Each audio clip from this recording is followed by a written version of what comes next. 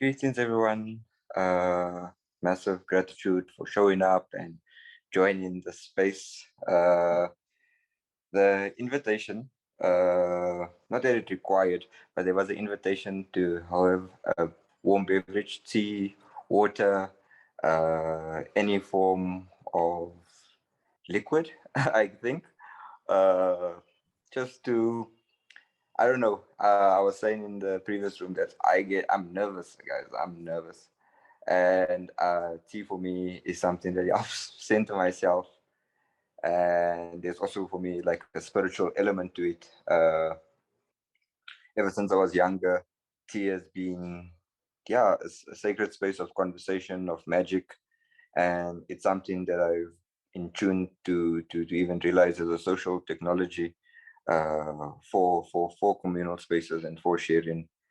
And yeah, so I hope everybody brought a beverage. If not a beverage, something liquid, even if it's a human being.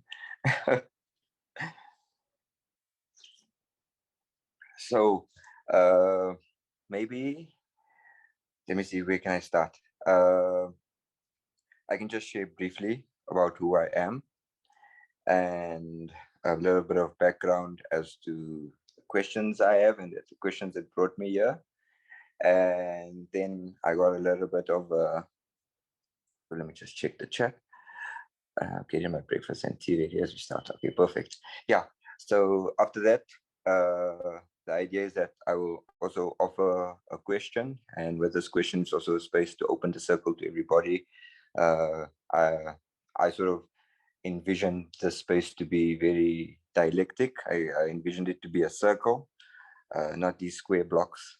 But yeah, and like just to honor our stories, honor our experiences, honor our memories, and honor our trajectories. Uh, so yeah, uh, my name, the name my mom named me, is Chévanni Davids. I'm currently connecting from Johannesburg, South Africa. Uh, I'm a unschooling. I'm an unschooler. I'm a walk out of the varsity. I walked out of the varsity experiment a few years ago, and I stumbled upon community in a weird way that was having similar experiences and traumas with regard to the education system, and with crazy ideas and ambitions about myself and the world. I sort of found a tribe, and we've been practicing and experimenting in radical pedagogies, in connection, in ancestral practices, uh, for about 7-8 years now.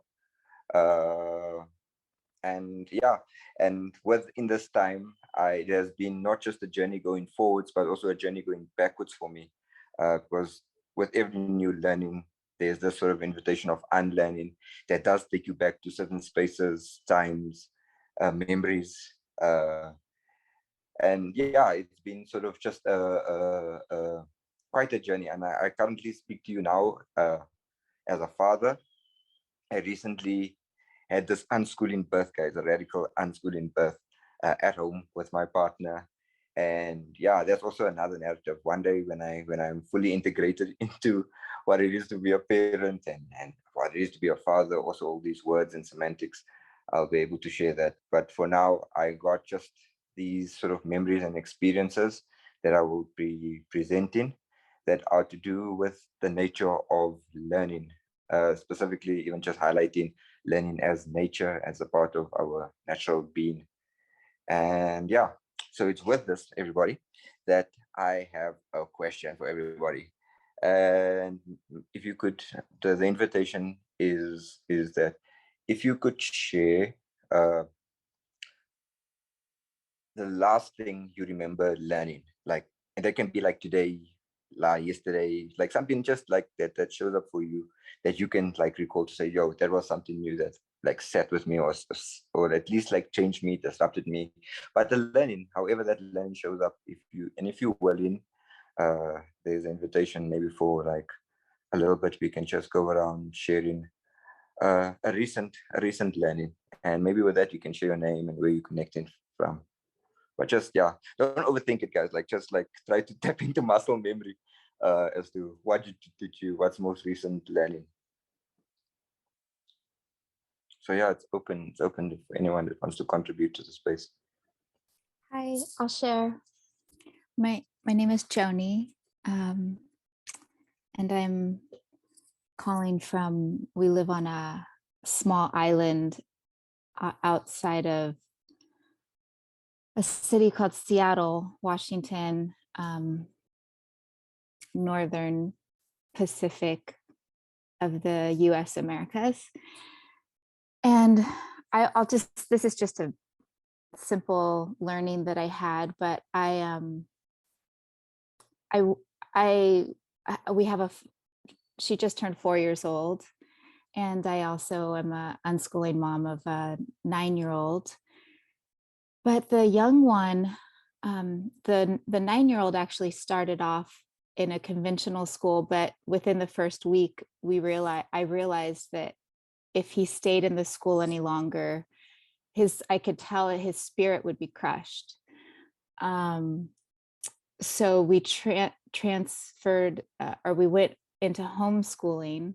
And then that's when I found Akila S. Richards. This was years ago. But our youngest, who's now just turned 4, she's never been in any kind of conventional school. We've had a very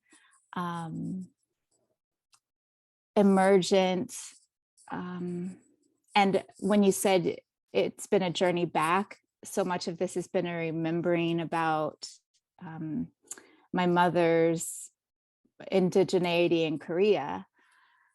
And anyways, I witnessed her the other day have really strong emotions about something.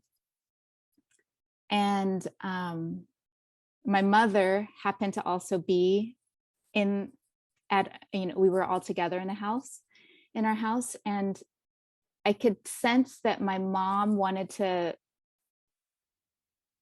curb the emotion, stop the emotion. My young one was very angry about something.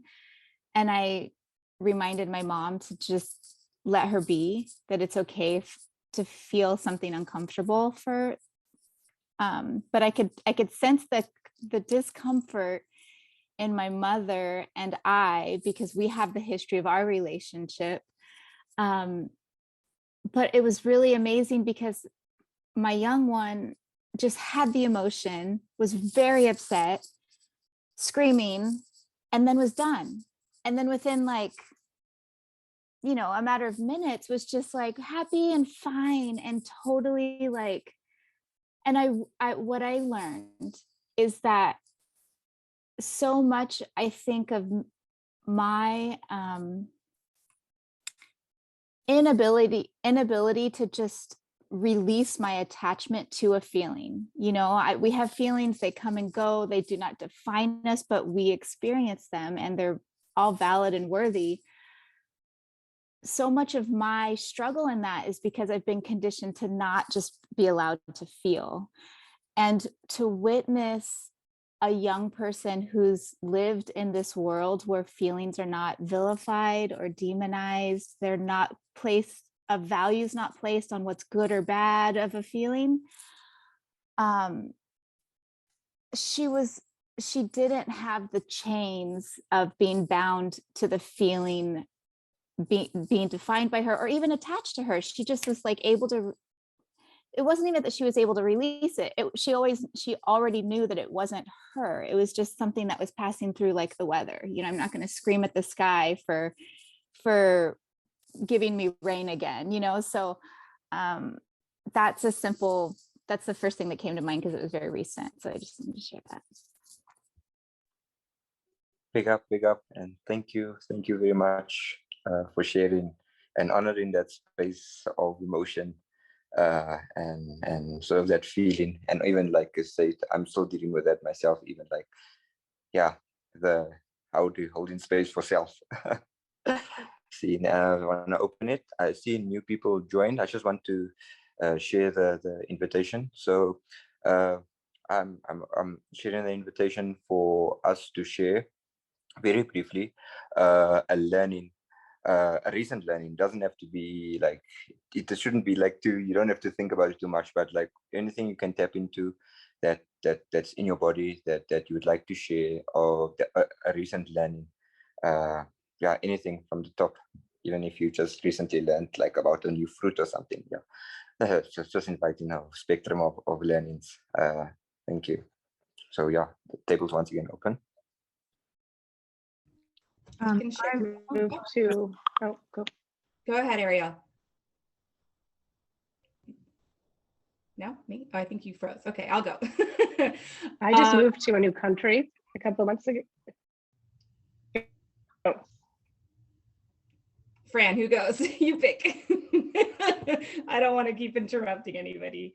I'm confused of who started. It doesn't matter. One of you go. Okay, I'll go. Yeah, you All go. right. You go then. Okay, so my share is not.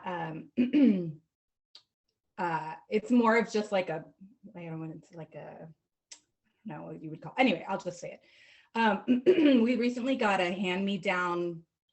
Me being my 5-year-old and I got a hand-me-down kit. I don't know if you all have heard of the Kiwi Co. It's like a subscription, like STEM building activities where you can get like a kit and you put things together, like different things. And we got a hand-me-down from a neighbor whose kid didn't want theirs, and it's like build a fort basically. And she gave it to us in like a big plastic container, but it didn't have the instructions. And I remember thinking like, how am I going to build this without the instructions? So I was like, I need the instructions. I even emailed the company, like, I just got this hand-me-down.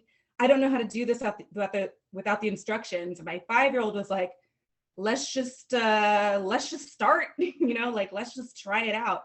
And I was like, oh, okay, let's look at a picture. So we looked at a picture of the fort already built, and then the things we had, and I was like, oh, I think we can figure this out. And we ended up looking for just like, some people will have blog write-ups about them building the fort, and we just put together different resources that weren't the instructions, and we ended up building it. And I was very proud of myself for getting through my very schoolish moment of, I need to have the instructions step by step so I know how to build this. And my child being like, I think we can figure this out, Mom. I was like, oh, okay. So that was my very recent learning. Thank you. Honoring that. Wow. I'm not sure, friend, do you want to jump in? I think Ariel was going to say something. Would you like to go first, Ariel?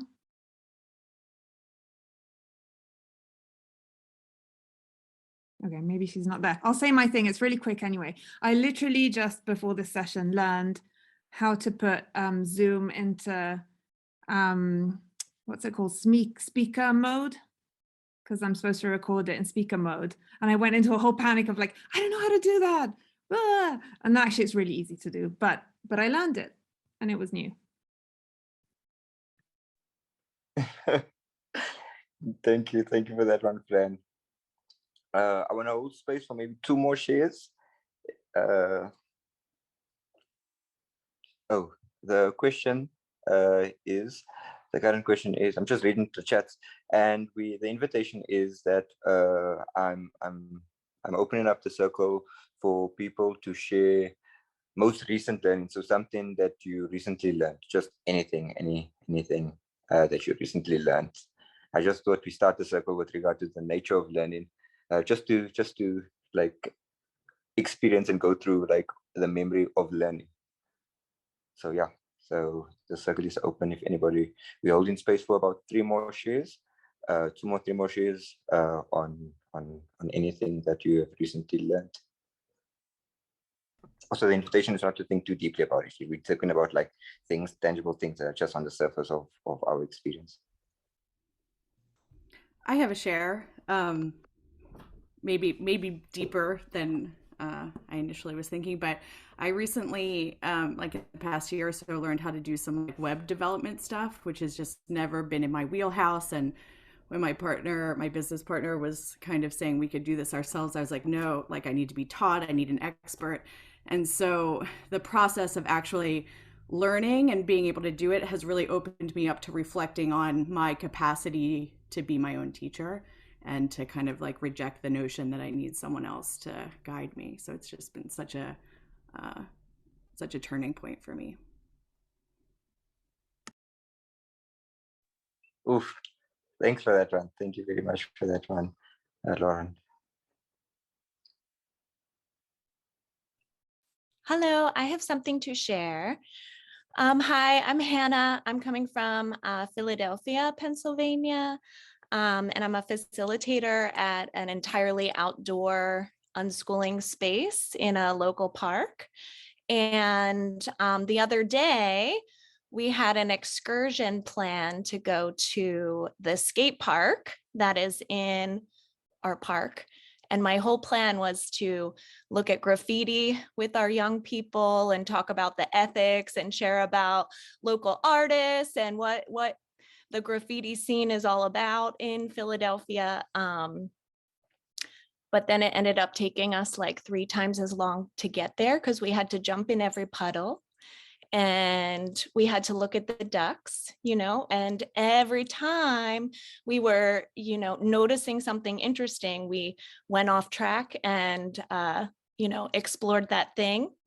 And then by the time that we got to the skate park, it was just so exciting and so beautiful that the kids chose to use the skate park as slides and climbing structures. And I don't think that we even talked about graffiti very much at all. And I noticed in that moment that while I was able to like slow down and remember that it's always an invitation for learning and not a requirement, that I do have to slow down and not be still like so attached to a plan. So I was really learning that I'm still unlearning a lot with regards to facilitating with young people. And also that it's just so much fun to consider the journey as exciting as, or maybe even more exciting a lot of times, as the destination. Power. Thank you very much for sharing, Hannah. I would like to hold space for one more share, and then we can like dive into the depths. So yeah, anyone would like to share? I can share it. Hi everyone, my name is Nora. For a while I've been learning how to do a handstand, and on Tuesday I learned some new handstand things that were really fun, and I think really just elevated my handstand capacity. So that was a very fun learning for me this week. Wow, big up yourself, Nora. Like the handstand thing is quite big. We at the center that we currently are, there's a trampoline, and the backflip is like one of the things that you must be able to do within the time here, because it's a big element of our culture, the ability to do backflip. I don't know how it got formed, but yeah, so I feel the massive vibration on the headstand. Thank you very much for sharing. I mute myself.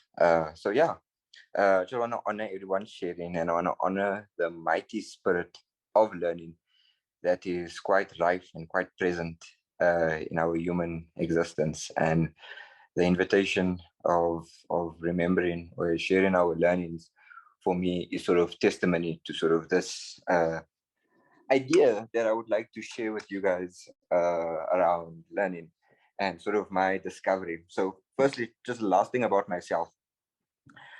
I have this thing where I like to add CGI to my life.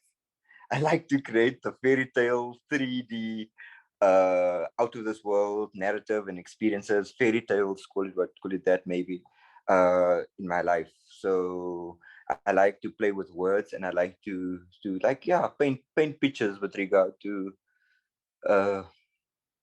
this life we live in, and this process that we're all on different ways and stuff like that. So it's with this mind that sort of likes to animate and narrate and fairy tale sort of create fairy tales out of this human experience that I discovered or wanted. I'm making a claim. I'm making a claim to our existence.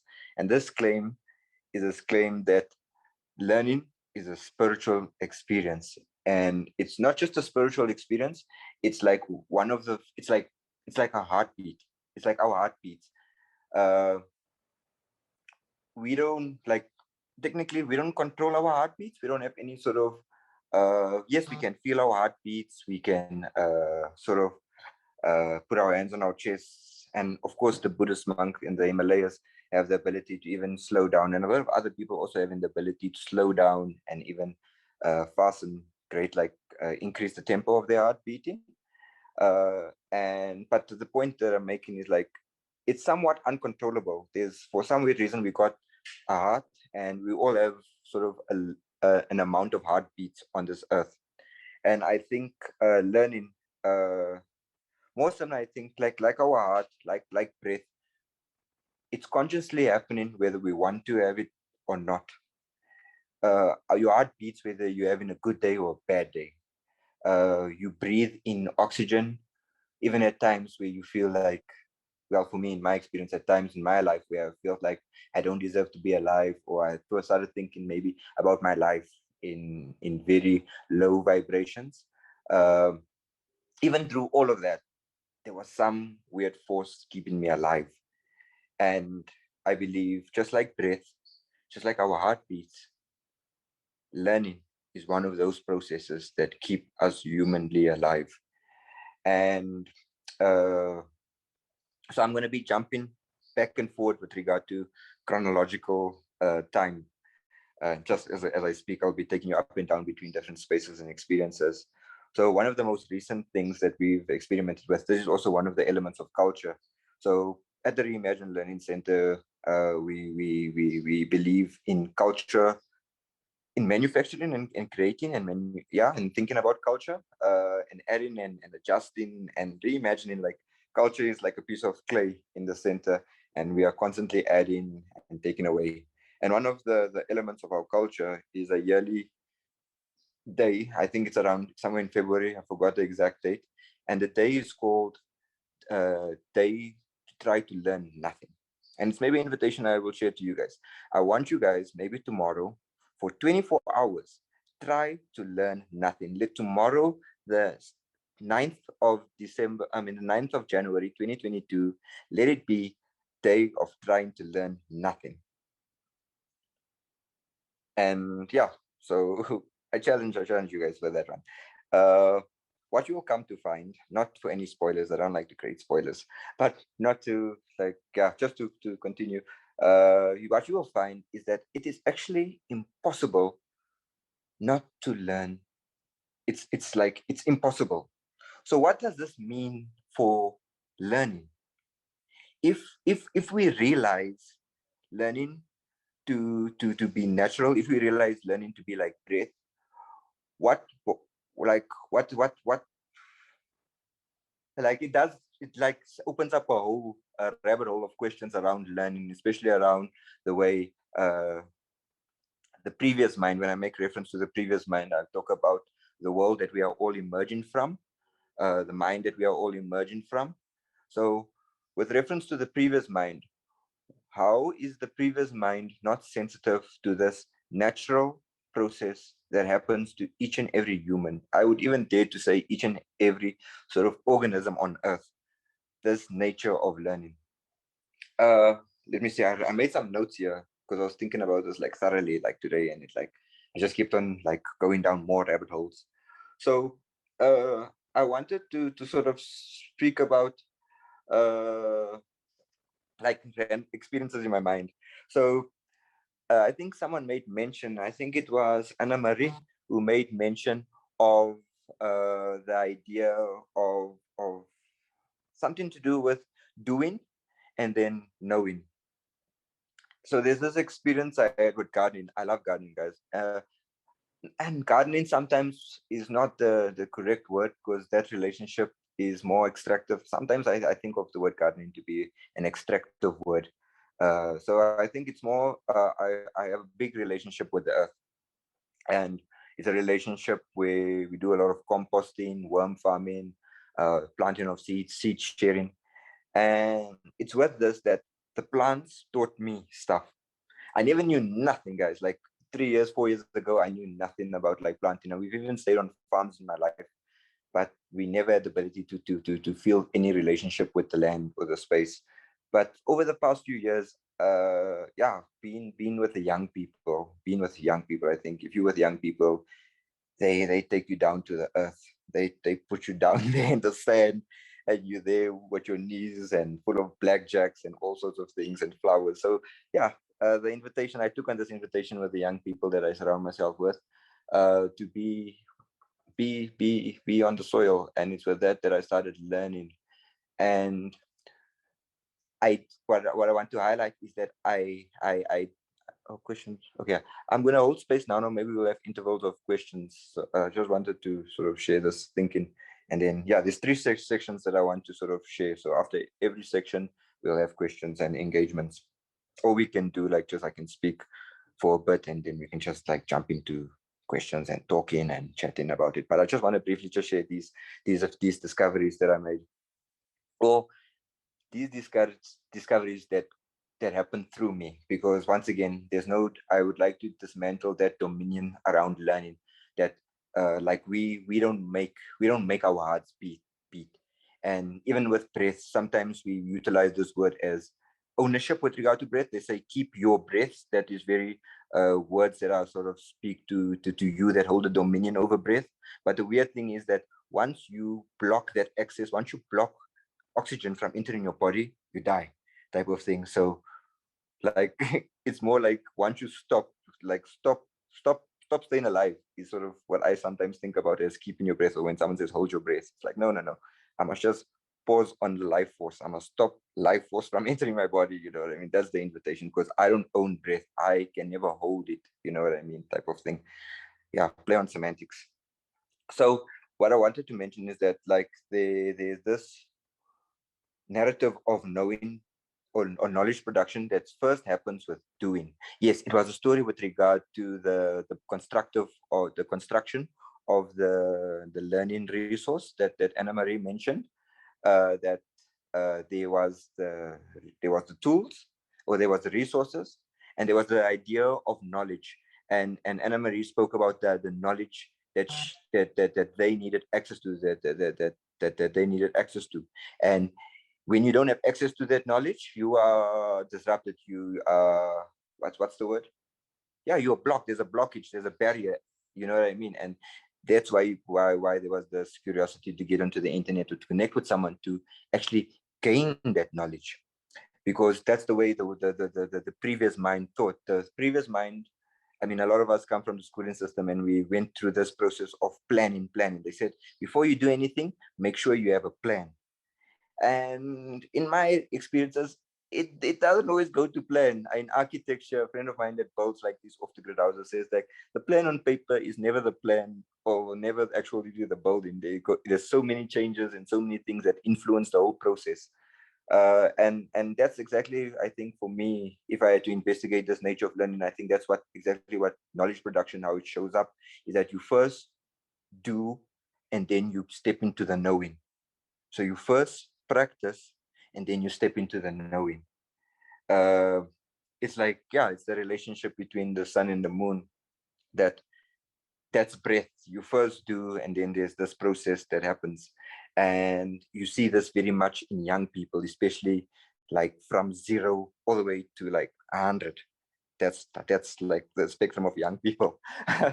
And you see this process constantly of action first, thought later. And I just wanted to highlight like how sometimes the previous mind speaks upon doing things in the reverse, that you spend so much time planning, you create so much anxiety. Am I ready? Am I valid?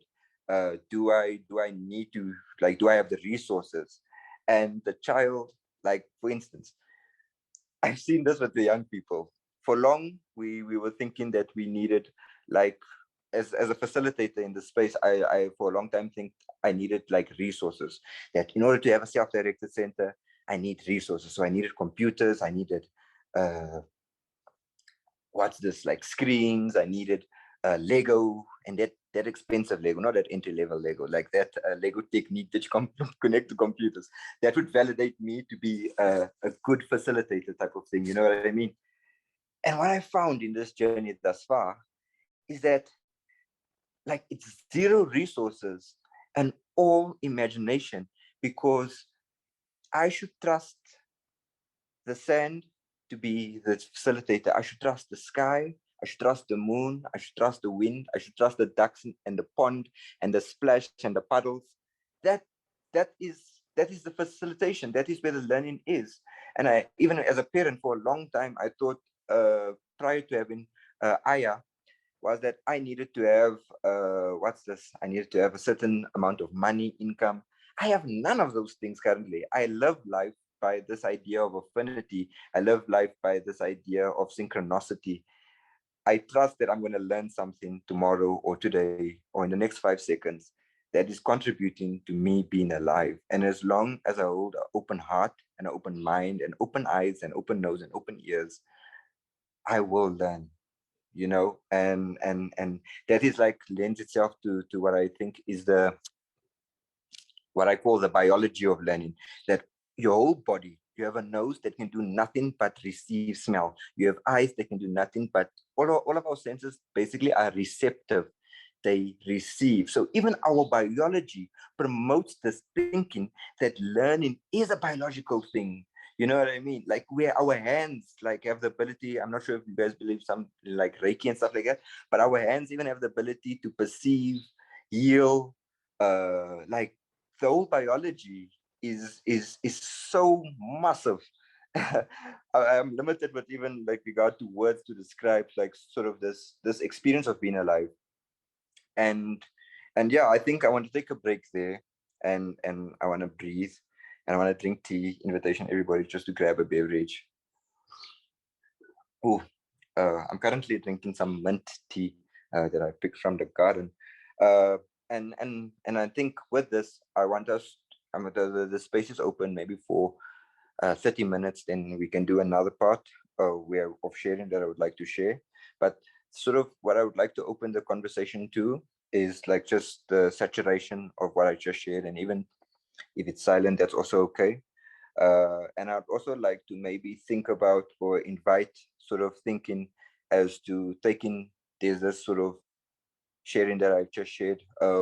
What what what are the sort of the, now to step into the other side of the previous mind as to what are sort of the thinkings of why the previous mind maybe, oh yeah, what is our memories, and what is the what are we currently feeling in our bodies, taking maybe what we experienced in our previous mind with regard to learning and their oppressive ideas of schooling and that sort of formal sort of or the lack, I think, sorry, I'm putting too much English into this, the lack of seeing learning as sacred.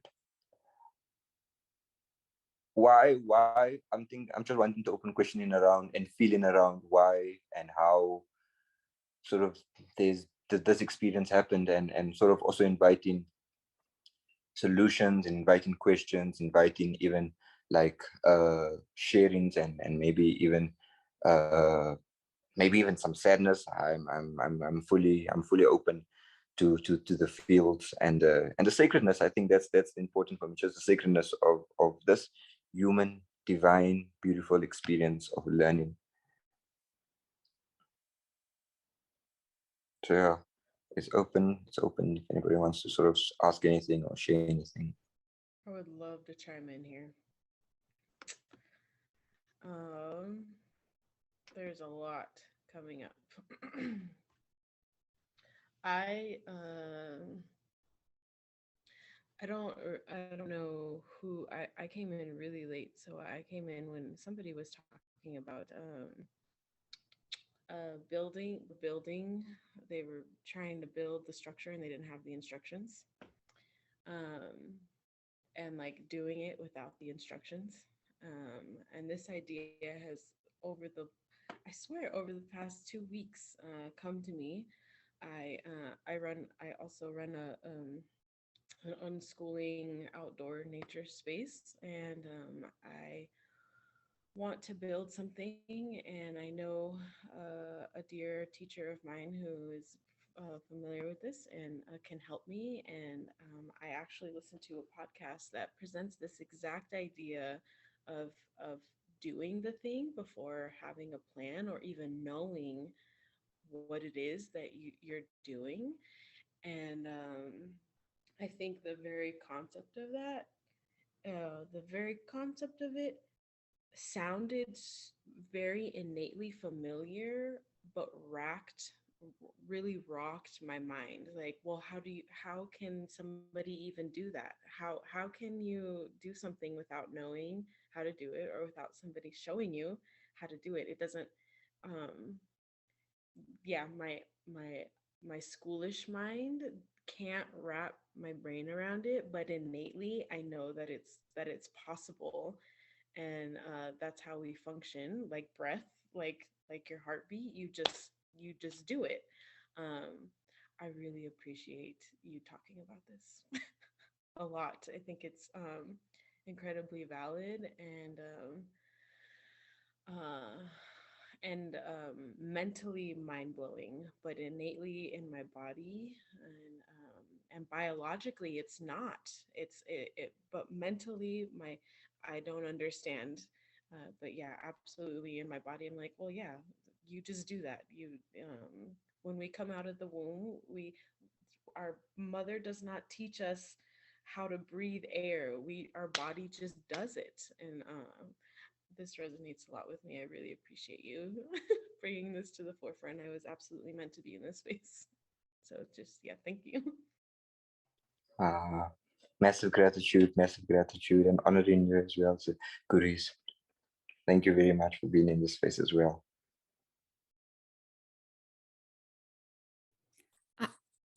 I'll share a little. I mean, I felt like I was on fire when you were speaking, and I felt like in some way you were inviting us to be in that sacred journey with you by the way that you were just free flowing with what was coming out. Sometimes what ignites us happens before language. And I think language oftentimes, because it centralizes the intellect, the language can oftentimes be too rigid of a container for what we're trying to share. However, in that, something that I've learned with being with my community expanding to recognize that we are not separate from nature. We're not separate. I learned so much from the elders in the dirt, trees, sky, sea. One of the things, I think your invitation of us to explore the sacred in learning is that we're learning I feel like we're learning new ways of making sense with spirit, like with the sacred, that are outside of the senses that we think of, like that come so involuntarily and so naturally.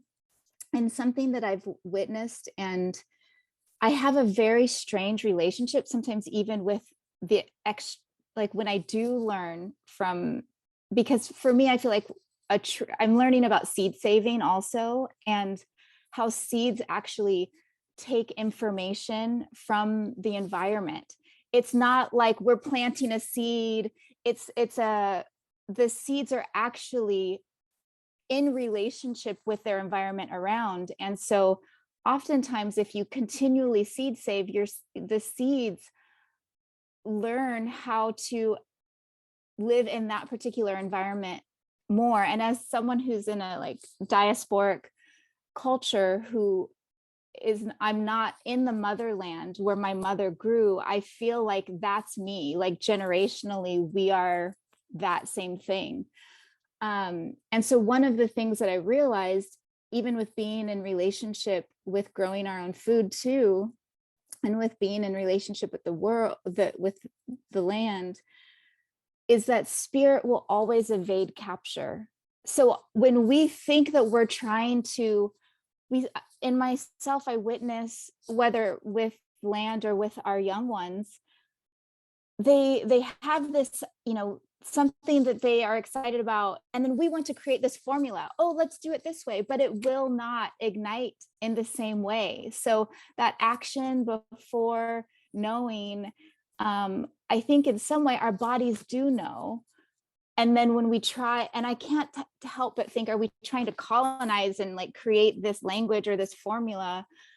So I'm always I try to walk very softly in the ways that sometimes I try to even oppress our young ones or our plants or whatever it may be, because I am just constantly reminded that spirit will evade capture, and just to trust. And it just always circles back to trust. I think that's like how I am in communication with the sacred, is by literally surrendering.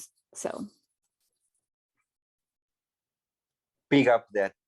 I think anybody in the self-directed unschooling space, and that does not necessarily got to do with anything to do with children or school or anything. Sometimes even just like, because what I invited into myself was sort of this invitation of the pluriverse and the multiverse, and that yes, even my granny that I would think would never be into unschooling, and that is sort of in a ways, the mere fact that she calls me Chévanni and there's still this engagement with me, she's an unschooler. Because why? There's this hospitableness, there's this connection to me, and it's beyond sort of, yes, they do sometimes make me a bit angry. Yes, they do sometimes accept me, and yes, I have my expectations, and they disappoint me, and they trigger me full out. However, the mere fact that I'm accepted is the mere fact that my multiverse is accepted. So some way in their universe, unschooling, self-directed education, resilience, liberation works and shows up. Yeah. So thank you very much for sharing that. And I'm honored in that space that you're coming from. And yeah, it is definitely an invitation into trust across the board. And yes, I would like to, not now, but I actually want to open it up for more people to sort of speak into the space. And yes, that is sort of like the second part that speaks into like systems and the de-academization and deinstitutionalize, English, guys. Yeah, you guys get the vibes. Scene. Yeah. So opening up the space, guys. Everybody wants to talk into it.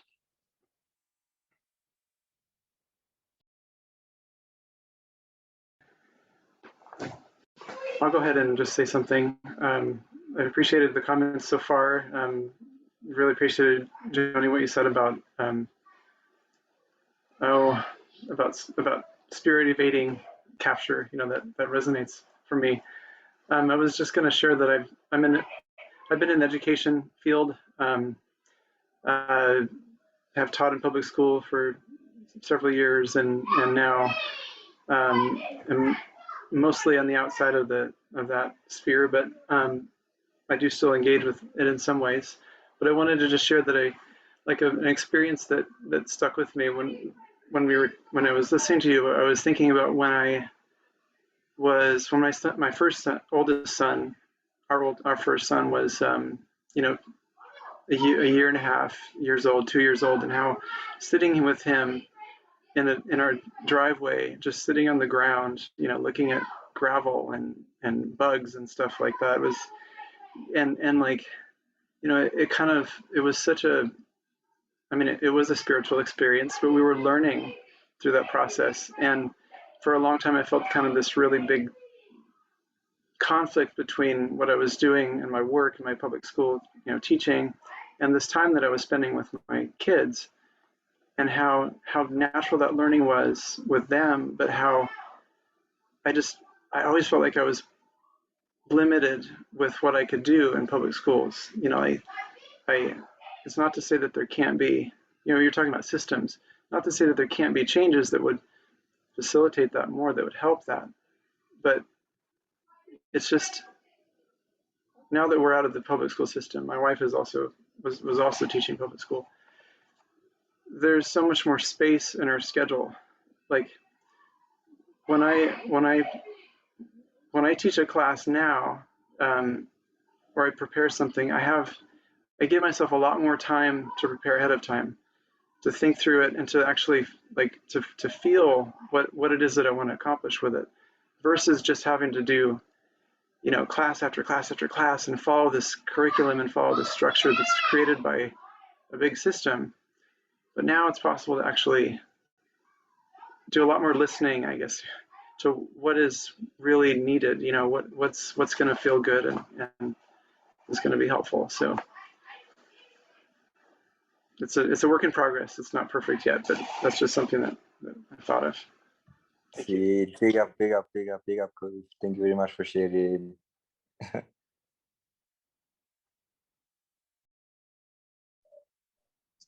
I think I have better internet now, so I think I can try this again. Yay. Thank you, Chévanni. I'm just feeling like I'm in a sacred circle, and I appreciate you for creating that space around and holding the container for this. And I just moved to a new country, so I feel like a baby. And it's interesting because I realized the first month or so I was really down on myself. I kept saying in the language that's not my native tongue that I felt stupid. And I just realized, I kept hearing myself say that and affirming that over and over. And I realized, no, I'm not stupid. I'm a baby. I'm beginning anew. I'm having a rebirth of something. And so I feel like I'm in constant presence, constant learning. And also the fact that our daughter, who is 11, who is much more agile, I would say, than I am naturally, is just sort of throwing herself into the deep end more. I think I'm learning so much from her, but I also know it's okay that the process, and I'm someone who has a long history of studying and being in theater spaces, and the process of creating a piece of art of any kind is what I've always loved. And I think of my life as a work of art. And I think that that's what our life, I mean, there's this sacred journey that we're on. So it's funny though, that my programming makes it so that if I don't instantly do something well, or instantly know the words, and I was gonna share earlier that yesterday I learned that I was overthinking how to say, we were trying to find somebody to install our TV on the wall because we finally got our stuff. And my husband, who's native here to this land, couldn't think of the word either. And it's such an easy phrase, actually. We were just thinking about it in English when you can't translate everything. So it's just constantly redirecting my attention, I feel like, in some ways, and allowing the process of learning to flow. And there is something so inherent that we had to give away about 150 plants before we moved out of the country because we couldn't bring them with us. And we're in this space of gathering and inviting our new plant family into our lives again. And I feel the nurturing of that. And I appreciate what you said about your connection to earth, and how we use language is so powerful. So I also really appreciate how you've been weaving the language of the griot, the storyteller that you are in this conversation, and inviting us all into that space. So I don't know, I'm rambling here because I feel like it's a place I can ramble freely, so thank you. But I just really appreciate contexts where we can think out loud and let our hearts be free. And I feel like that's what I want for myself, for my daughter, for really everyone on the planet, to experience that kind of liberation, where you're not like acting out or upon things, but experiencing and processing and growing through. And it's the most natural process ever, learning. It is the fundamental nature of existence, but we've put it in shackles. We've completely tried to commodify it and placed value on certain ways of learning and education over others. And that's what I appreciate about this whole conference and group and way of expanding our consciousness. So thank you. I will end there. I appreciate you all. See, thank you very much for that, and honoring your rambling, because that is who we are. That is our experiences. I would actually like to take up the invitation just to ramble for a little bit more, if that's okay with everybody. I just wanted to share one more story, and allow the space to be open again. So, and before I go forward, I just want to highlight some of the things that I saw in the comments.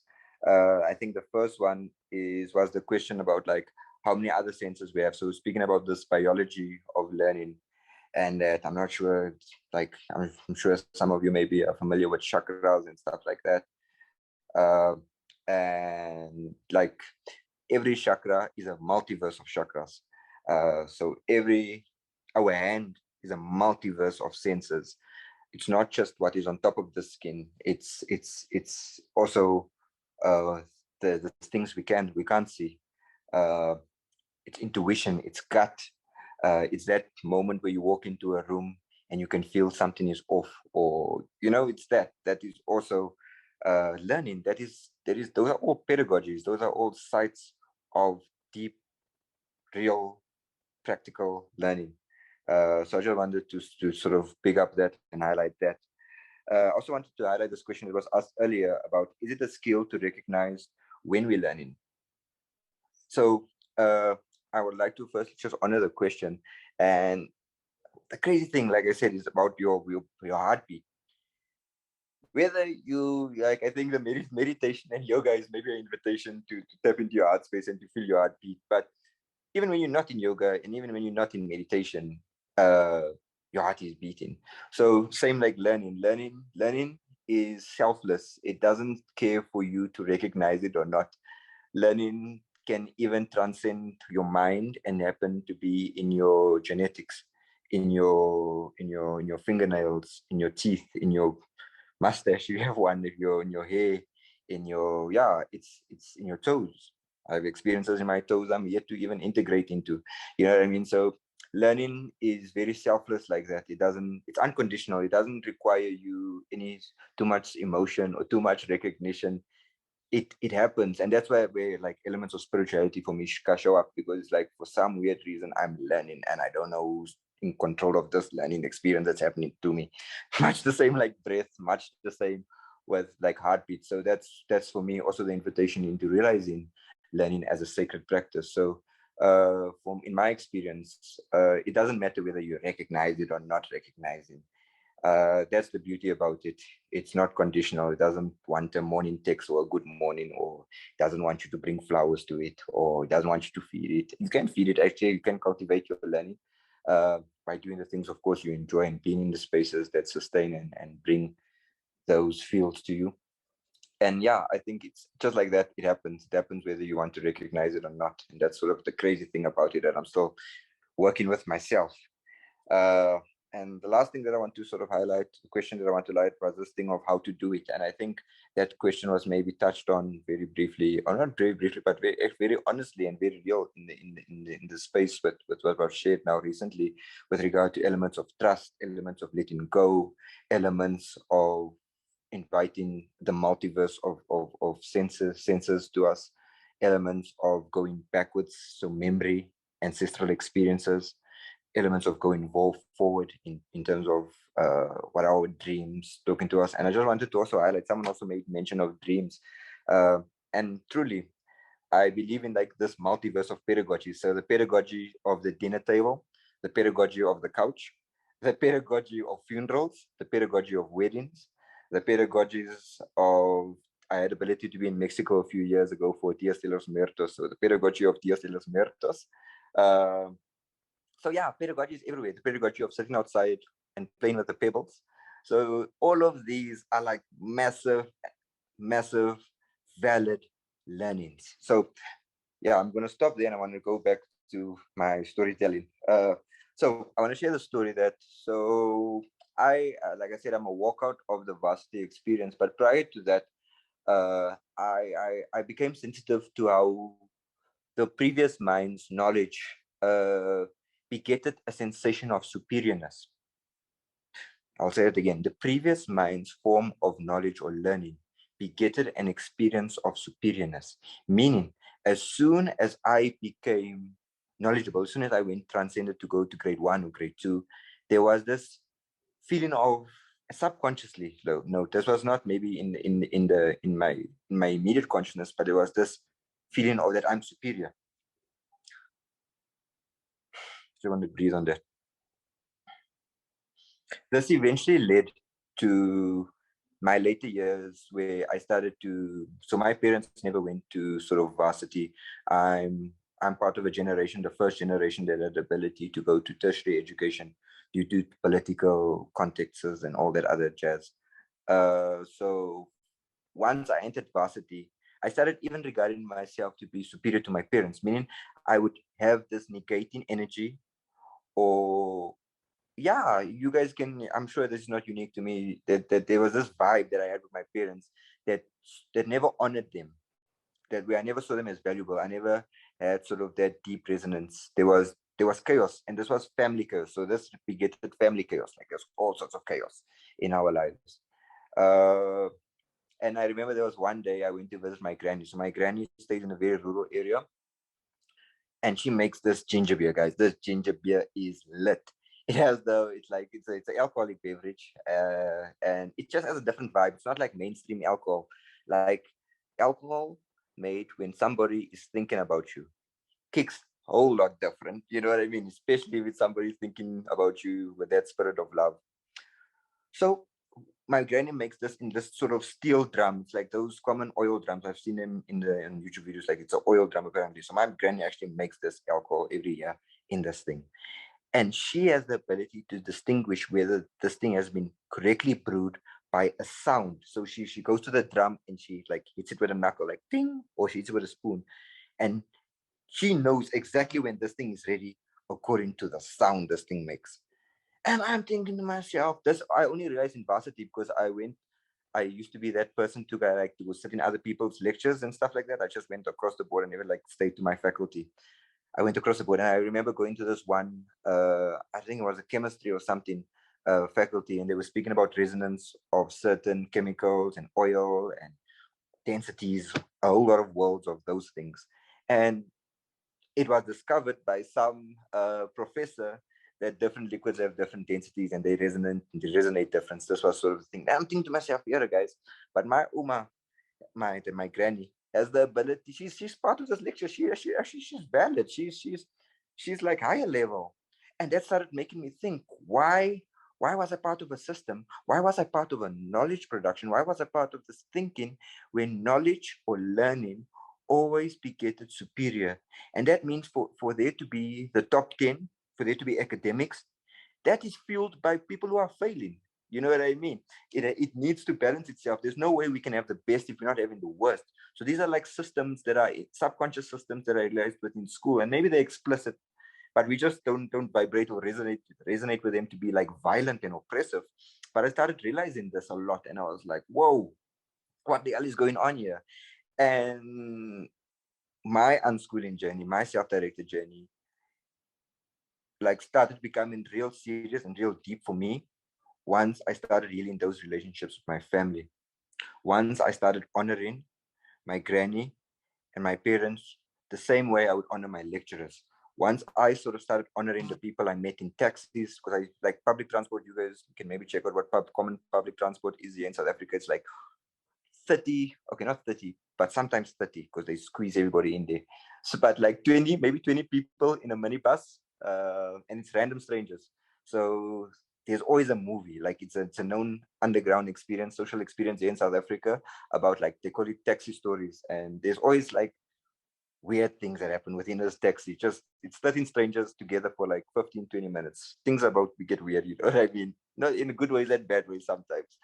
So yeah, I started realizing that honoring the taxi experience to be a valid site of learning, and that actually, like I said, made me go backwards. My unschooling made me go backwards and healing, and also started to look very systematically at this thing, the Western mind or the previous mind of knowledge production, that it begets the spirit of superiorness, and that breaks everything up. That breaks everything up because That means from preschool, even the mere way that we transcend spaces, call it progress.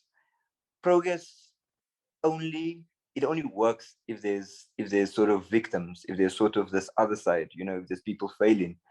And that's sort of how sometimes corporate works, that's sometimes how school works, that's sometimes how different other like other systems work. And I was like, oh my God, what the hell is going on in this world, and what is this conspiracy around learning and our biologies?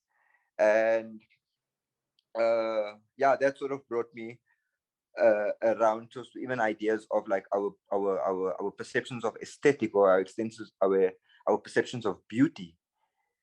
We somewhat got colonized into thinking what is beauty, because like if I ask these kids, these unschooling kids or self-directed kids, or even babies or young people that haven't been so deeply entrenched in like the screen system, if you ask them what's beautiful, they show me some messed up stuff, and I'm judge them. I'm like, what the hell is this that you showed me? This is messed up.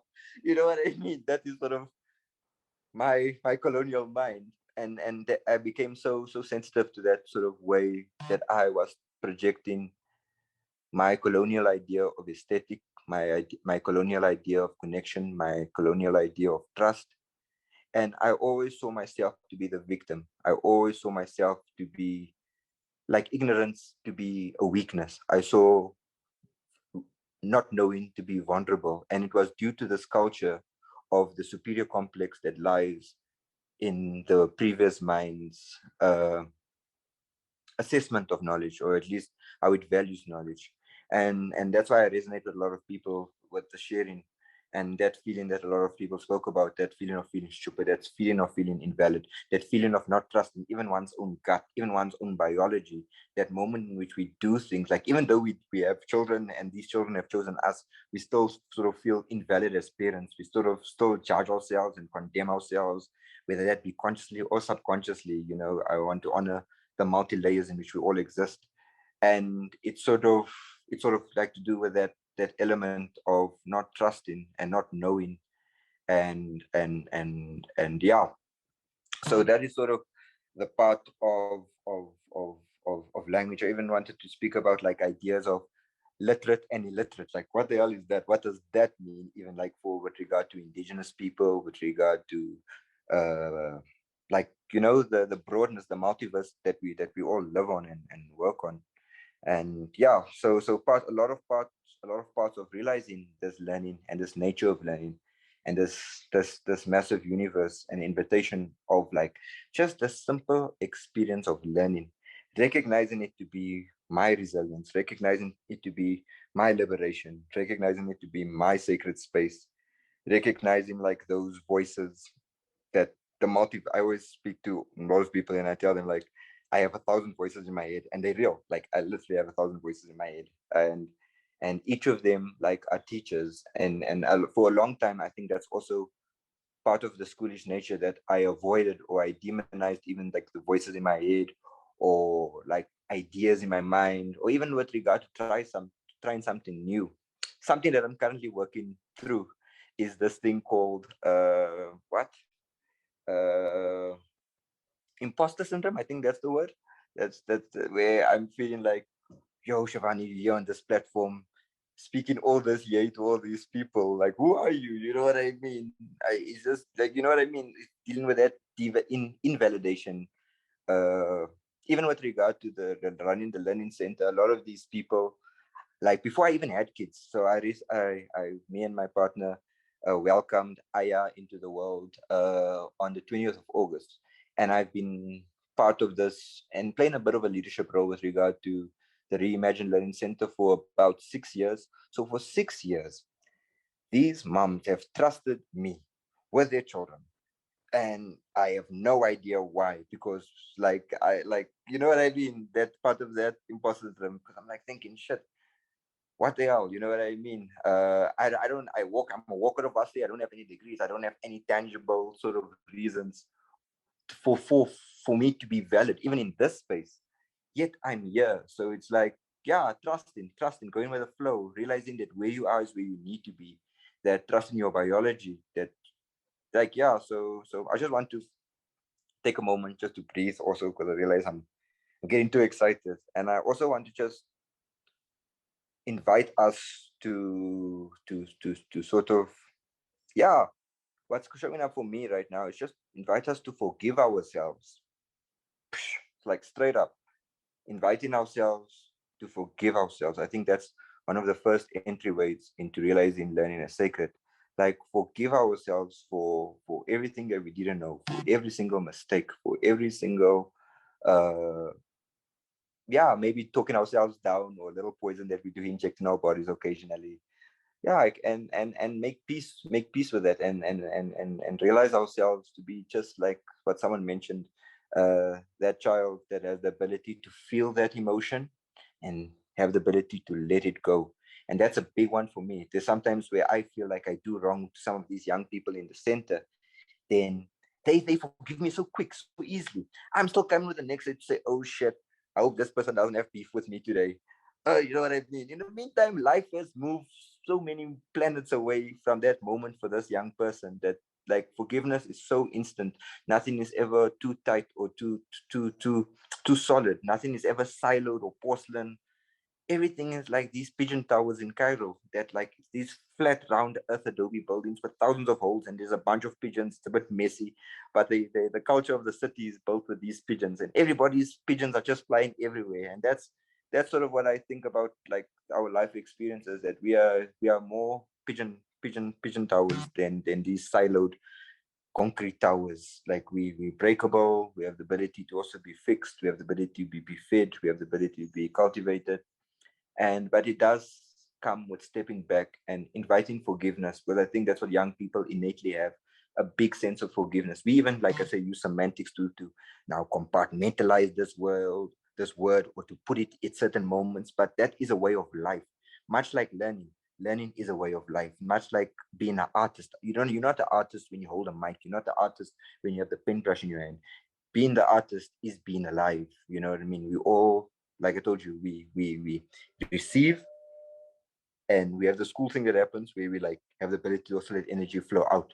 So it goes like with regard to breath, we breathe in and we also breathe out. And it's like on that tip that I think I will stop and inviting and opening up the circle, and yeah, sharing fields and what everybody's maybe being informed for everyone. And yeah, thank you very much for listening, everybody. And I'm going to be checking the chats. I struggle like to multitask with this thing. I'm also still learning.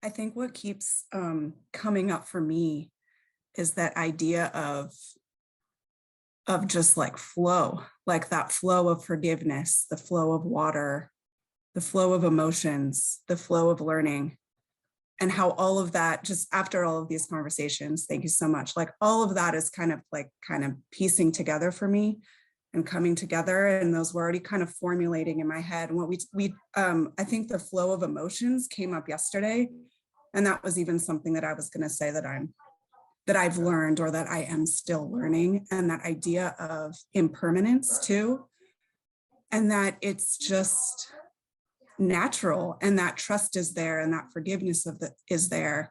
But like I too was something else I learned the other day at work about how to fix something that I was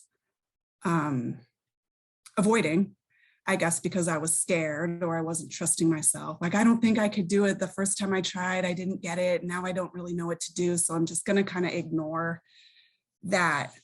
But if I would have just, without having that schoolishness and letting that flow come, the trust and the forgiveness and the learning, like just knowing that impermanence and that flow of all of that is just there and natural, I guess is comforting.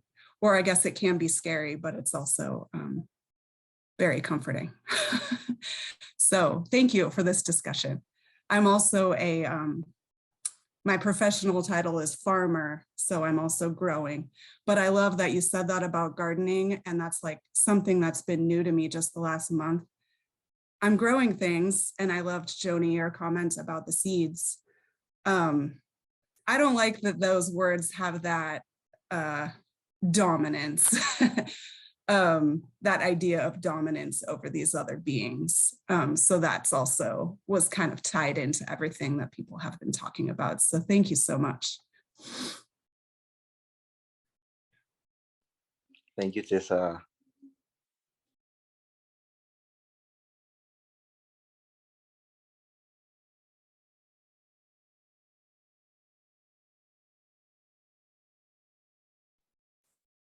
I'm just going to share that growing our own food has really also given, has kind of like destroyed the hierarchy of what is usable. Like I'm pouring tons of libations out to shit, literally. And that lesson in and of itself on all that we compost in our life is just like, it is the blessing, you know?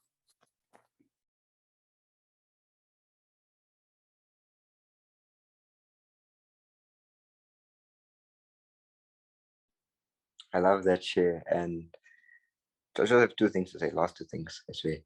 It's of the idea of seeds. So when we plant seeds, we technically plant our ancestors, because that is that memory, that is experience. So my sort of perceptions on, like I told you, this narrative, making move, think CGI, is when we plant these plants, we actually invite in those memories, inviting that trust, inviting, because plants also have the ability to choose, like children, they do choose us seeds to hold us responsible, as sort of, not hold us responsible, that's very dominant language, but I mean like they do choose us as our kids and our learnings, they do choose us. And yeah, there another thing in like some of our native languages, that we do also see plants, the direct term, not a bit of a translation of what the word for seeds are, or plants rather, is like the ones that sort of are with us, the ones that look after us. So when we plant, it's more of a witchcraft where we raise our ancestors from the dead. Not really that much, but in some movies, like I say, in my mind, making the movies out of things, is that literally that sort of, yeah, you can say it exactly like the zombie movies, but just imagine plants, not that rotting hand. Imagine plants. And I found the sort of similarities of a lot of my forgiveness in composting, realizing my mistakes to be the perfect ingredients for this microbial life, for this fungi, for these mushrooms, for this mycelium connection that's connected to the whole world, to be in composting and realizing and taking that sort of like forgiving myself, realizing that, yo, I made shit, let me make compost, type of thing. I maybe wasted this, but let me compost it. And that's also a lot of our indigenous tongues. We don't have words like waste. We don't have things like teachers, because we don't have things like learning, because that is just like, those are biological things. There's different words for that are more intuitive to body functions, not necessarily to positions or titles.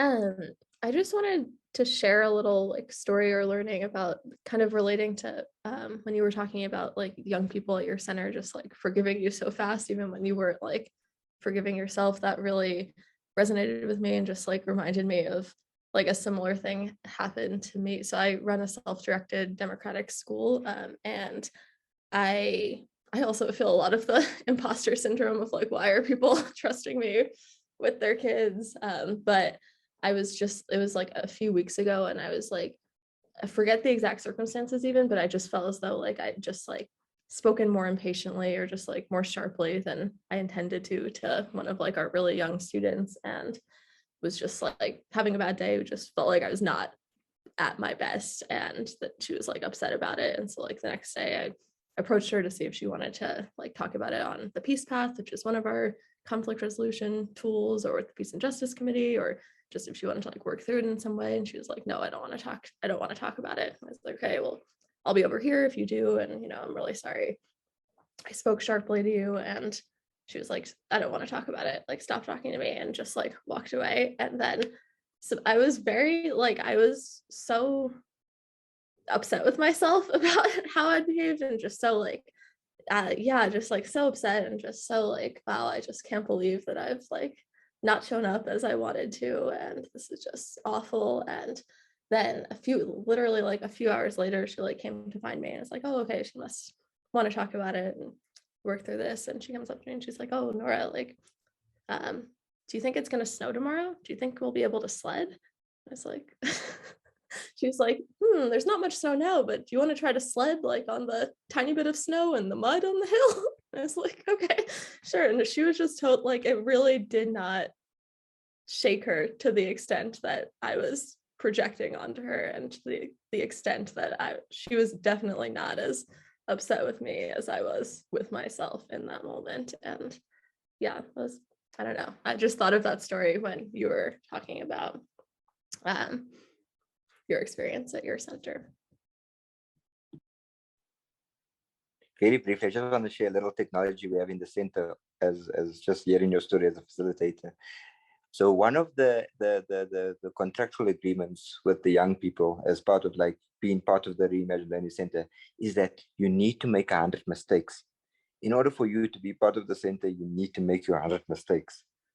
And it's like has changed everything. It has changed everything. It's like one of those ways to sort of reimagine or decolonize, or at least begin to co-create a culture that is very, very different from the previous mind, where mistakes are sort of the entry point of you being part of something, you know what I mean?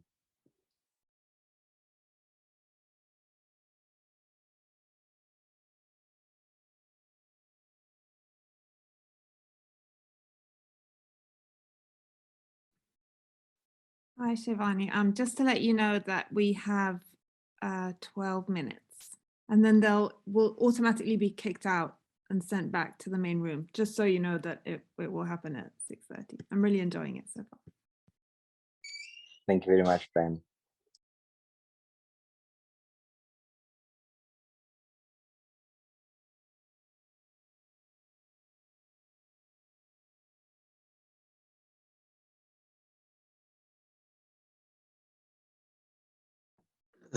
Coming up for me, hi, this is Raj.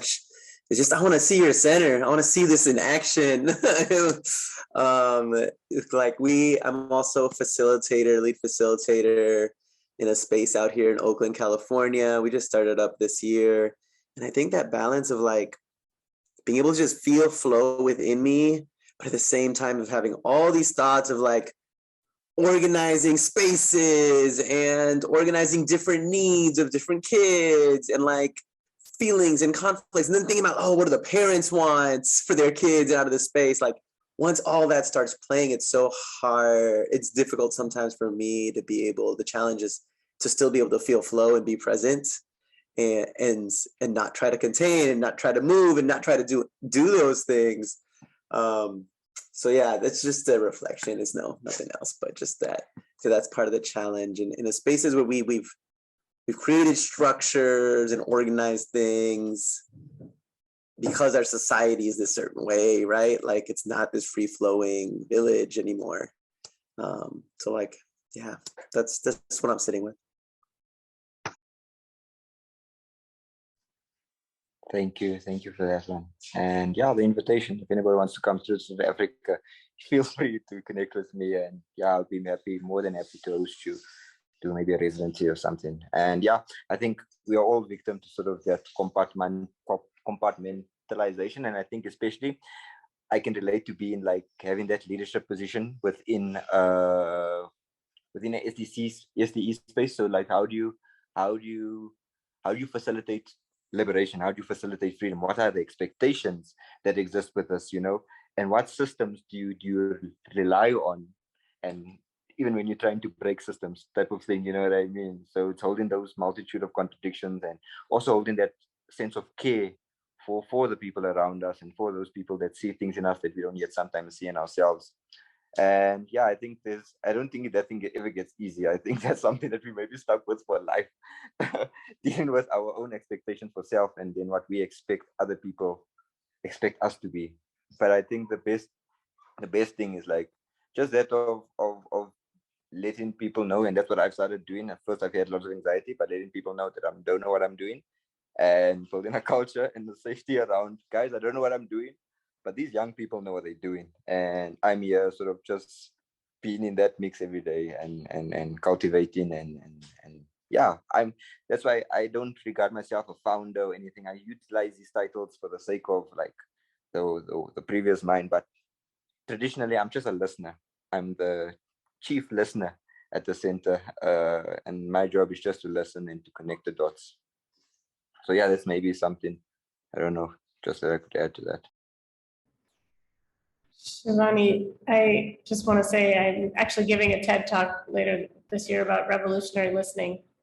So I want to talk, I love that title, Chief Listener. And I feel like, and I want to ask parents here too, like one of the things I've been doing probably my daughter's whole life, but definitely since we really started unschooling, is just telling her constantly, I don't know what I'm doing. Whereas I feel like I was raised to be taught the adults are supposed to know. And then if the children are going to feel insecure and unstable if you say you don't know, and you have to always have that authority and you have to always have the structure. And I have just been more honest and authentic with my daughter maybe than most people would advise, and just saying, look, you didn't come with a manual. I don't know what to do right now. What do you need from me? I need this. And I feel like I also wanted to ask the circle, you know, that balance between being authentic and like, you know, letting your children or your children in your care be free, balancing your own needs. Like Nora was saying, you know, some days we're not all going to have perfect, great days every day. You're in a bad mood, you're feeling down. How do you balance your own needs with the needs of the people, you know, in your world? I mean, it's a big question for the last 5 minutes, but I'm just curious what you would say, Chévanni, too. One of the classes I guess I was in yesterday stated, I can't remember who it was. There's so much going on in these classes and so many people talking, it's kind of hard to keep up, but I asked that a similar question, Ariel, how do you balance? My specific question was like this gentle parenting or gentle attachment is what she called it. And like big emotions that would come up for me as a facilitator or a chief listener or a parent or whatever. And she just stated to me, you don't balance it. She was like, you don't, you like, it's a constant state of figuring it out. And yeah, there isn't a state of balance there. That's kind of hard for me to wrap my brain around, but you asked this, literally the same question. So yeah, just to offer that to you. And picking up that, I wasn't really wondering about balance. I was more wondering just about like the ways that you manage it, because there isn't balance, but how do you manage those big emotions that are coming up for you while you're, you know, relating? I mean, I often just put myself on timeout and leave the space because I'm like, I can't be around humans right now. But yeah, I'm wondering what you all. I also do that. My sort of way of dealing with it is to be quiet.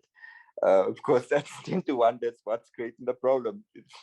It's probably me thinking about things in a weird way, and even to myself, not just like the external idea of silence, but even that internal idea of silence, to just sit. And I think also the invitation of not running away or not wanting to escape the feeling, but feeling into it, being informed by it. I mean, feeling is like a pedagogy or a classroom on its own. The mere emotion is a massive energy as a human.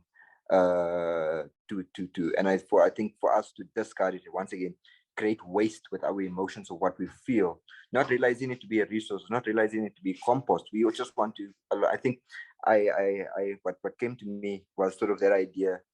I think when the previous person was speaking, before Carice, was I remember making a lot of shit. I remember doing some mad shit as a child growing up. One day I burned like a 1 hectare farm down. I was playing in the field with matches, and that went on to the next person's property, and that was a milk farmer, and it was like big shit for me in all the ways possible. And I remember being asked this question: why did you do it? And guess what my answer? Wants to take a guess? Maybe I want to invite somebody to take a guess.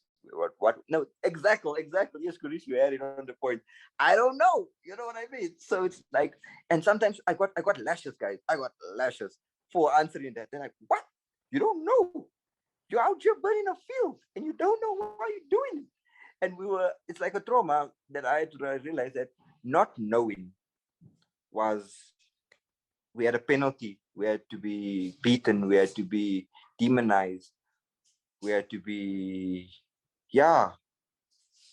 And I think that energy with regard to the space we're in right now, where we're trying to honor what we don't know, makes it extremely difficult, because we've been once again in that logic space of our mind where, like, that prompting that question of why, and that is once again that sort of previous mind thinking. And I think I what's coming to mind is, like, we can't, I think Akila said this, that we can't build tools, or we can't use tools of oppression to sort of pay freedom.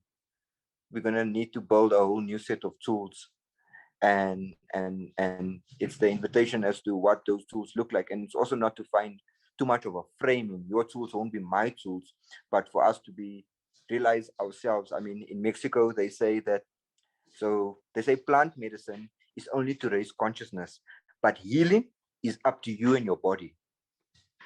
So I'll say it one more time. Plant medicine is to raise consciousness. It's got nothing to do with healing, but healing is up to you and your body. So, like I say, we've been running away from our teachers. We've been taught to run away from our teachers. We've been taught to even demonize our teachers. When we have those big emotions, those things are demons. You need to get rid of it. I need you to go in the corner, and because you're not deserving to feel this, you don't. So that's evil. What you're doing is like, get out of here with that shit type of thing. You know what I mean? And that's even self-talk. Like, subconsciously, that is self-talk to self. And it's like, once again, forgiving oneself and allowing. I think we need to try to be at least triggered once every day, like at least experience a big emotion. Like, we need to actually build some resilience. We need to build a muscle. And I think that's what young people do every day. Young people get big mad all the time. I'm like, what the hell is going on, guys? I walk into a room, it's absolute chaos. But few seconds later, these cats are there holding hands, busy playing in the mud, messing things up. Now I'm the one with the problem. You know what I mean? So, like, they have this crazy muscle with big emotion. And I think that is our invitation to observe and maybe even try it. I think maybe that's the invitation for us to try to get mad and try to let go. Then we breathe, have some tea, take a shower, or go for a jog, spend some time with the soil. Then we try to maybe get triggered, put ourselves in spaces to get triggered again. But yeah, one last thing, guys. We have the countdown is happening, but one last thing that I want to just share with everyone. One thing that I'm learning, one secret thing of this whole sort of process that I'm learning, is that we are all, listen to this, guys, we are all walking each other home. So none of us are here knowing what we're doing. None of us are here supposed to be perfect. There's no such thing. We are all walking each other home. And it's with that I want to honor you guys today for taking time to walk me home and taking time to walk each other home. Because wherever we want to be in life, that perfect being, we all get in there. One conversation at a time. Bye. Love you guys. Mwah. Let us walk together and walk. Yeah, let us continue walking. Thank you. Thank you, Chévanni.